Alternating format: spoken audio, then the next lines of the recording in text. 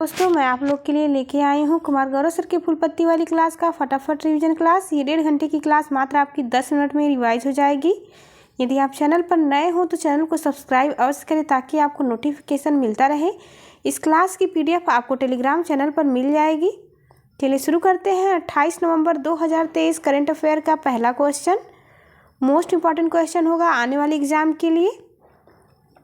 हाल ही में बुकर पुरस्कार 2023 किसे मिला है? तो बुकर पुरस्कार 2023 मिला है पॉल लिंच को। नाम अवश्य याद रखना है। यह आयरलैंड के निवासी हैं।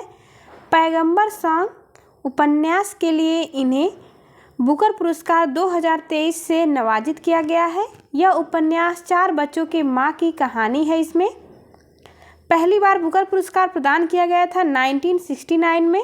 2022 में बुकर पुरस्कार मिला था रोहान करुणा तिलक को। अंग्रेजी भाषा में लिखी पुस्तक को यह बुकर पुरस्कार प्रदान किया जाता है। कौन कौन से भारतीय हैं जिन्हें बुकर पुरस्कार मिल चुका है? तो फर्स्ट भारतीय थे सलमान रुश्दी, 1981 में बुकर पुरस्कार से नवाजित किया गया था। फर्स्ट भारतीय महिला अरुंधति रॉय हैं, 1997 में इन्हें बुकर पुरस्कार मिला। ललन टॉप सवाल देख लेते हैं इससे रिलेटेड। अंतर्राष्ट्रीय बुकर पुरस्कार और अंतर्राष्ट्रीय बुकर पुरस्कार दोनों अलग अलग हैं, इसलिए आप दोनों को याद रखेंगे। अंतर्राष्ट्रीय बुकर पुरस्कार 2023 जॉर्जियो गास्पिडिनोव को मिला है। किस उपन्यास के लिए मिला? तो टाइम शेल्टर नामक उपन्यास के लिए जॉर्जियो गास्पिडिनोव को अंतर्राष्ट्रीय बुकर पुरस्कार प्रदान किया गया। 2022 में अंतर्राष्ट्रीय बुकर पुरस्कार गीतांजलि श्री को दिया गया था। उपन्यास का नाम था रेत की समाधि। व्यास पुरस्कार ज्ञान चतुर्वेदी को दिया गया है इस बार पागल खाना उपन्यास के लिए। ज्ञानपीठ पुरस्कार यह 57वें क्रम का दामोदर मौजा को दिया गया है। साहित्य का नोबेल पुरस्कार मोस्ट इम्पॉर्टेंट 2023 का साहित्य का नोबेल पुरस्कार जॉन फोसे को दिया गया। यह नॉर्वे की निवासी हैं। हिंदी भाषा का साहित्य अकादमी पुरस्कार बद्री नारायण को दिया गया। उपन्यास का नाम है तुमड़ी के शब्द। दूसरा क्वेश्चन आज का, हाल ही में भारतीय तटरक्षक बल ने 9वां राष्ट्रीय प्रदूषण प्रतिक्रिया अभ्यास नेट पोलरेक्स कहाँ आयोजित किया? तो यह गुजरात के वाडीनार शहर में आयोजित हुआ है। 9वें क्रम का है, क्रम भी याद रखेंगे। भारतीय तटरक्षक बल के द्वारा आयोजित हुआ है।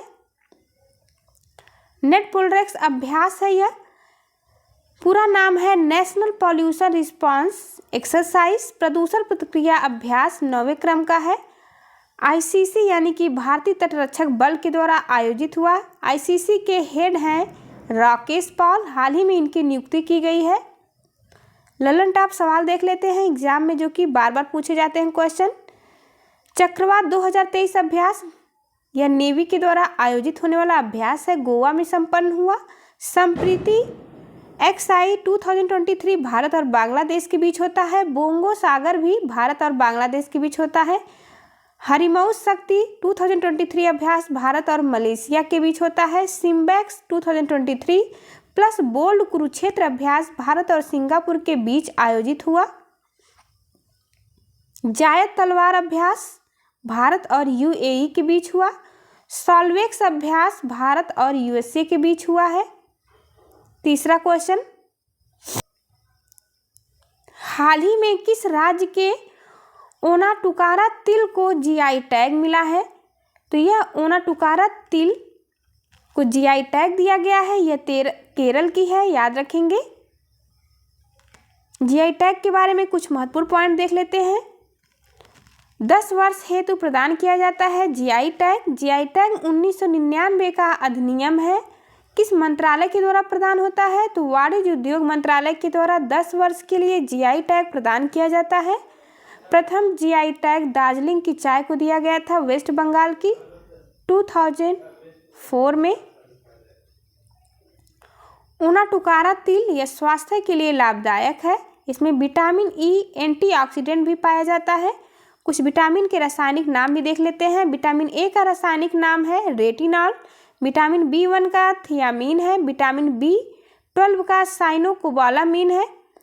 विटामिन C का रासायनिक नाम है स्कॉर्बिक अम्ल। विटामिन D का रासायनिक नाम है कैल्सीफेरॉल। विटामिन ई का है टोकोफेरॉल और विटामिन के का है फिलोक्विनोन। ललन टाप सवाल देख लेते हैं। अमरोहा ढोलक उत्तर प्रदेश को दिया गया। आथुर पान का पत्ता तमिलनाडु को प्रदान किया गया। सुंदरजा आम मध्य प्रदेश का आम है, यह रीवा में प्रदान किया गया। कंबम अंगूर तमिलनाडु का है जिसे जीआई टैग दिया गया है। नागरी दुबराज चावल छत्तीसगढ़ को प्रदान किया गया।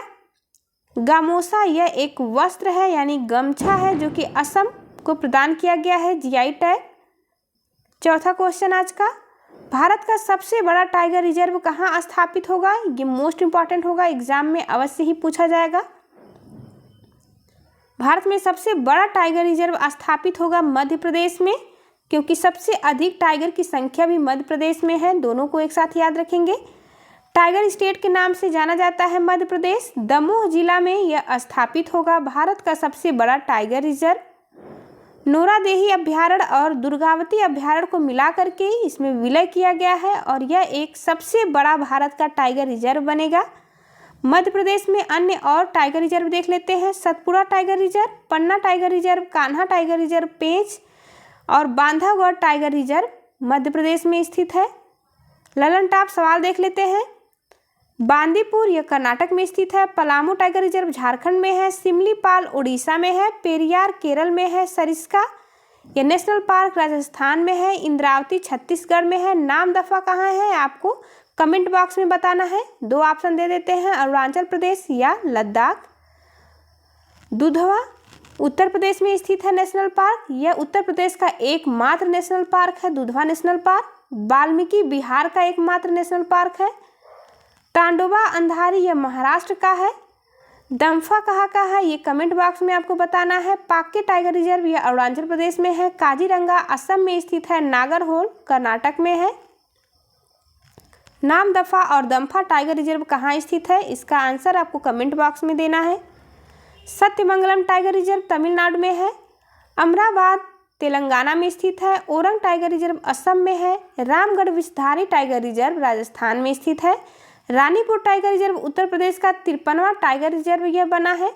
वीरांगना दुर्गावती टाइगर रिजर्व मध्य प्रदेश में स्थित है। 5वां क्वेश्चन इंपॉर्टेंट क्वेश्चन है, याद रखेंगे। भारत सरकार ने प्राकृतिक गैस बायोगैस सम्मिश्रण योजना को कब से अनिवार्य करने की घोषणा की है?